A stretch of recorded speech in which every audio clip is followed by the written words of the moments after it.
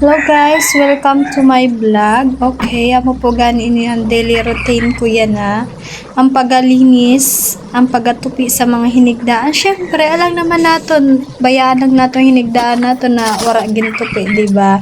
Kailangan naton ibili naton siya na malinis para lang baga sa pagmamahal. Ay, Diyan dadali-dalian ko na gani gida ang akong trabaho. Kay syempre, damok pa kitang himuon, Mario, sa pinagpalag sa mga himuon natin sa balay, no? Ayan, paniguro Genevieve, kada mo ka pang himuon.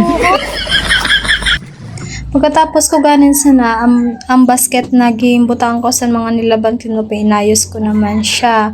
Pagkatapos, nagkalat ang mga nagkalat ang mga kumot kay si Papi, napakakulit, Mario, si pinagpalang aso na yon. Sobrang kulit niya talaga, guys.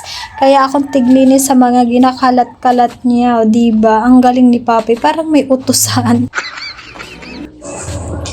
Tapos sinarrange ko na po ang tent. Aba, natumba pa ang tent, diba? Ang galing.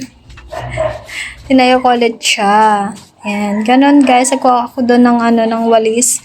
Tsaka niwalis ko na din yung loob para malinis. Ayan, malinis na. Okay. Pagkatapos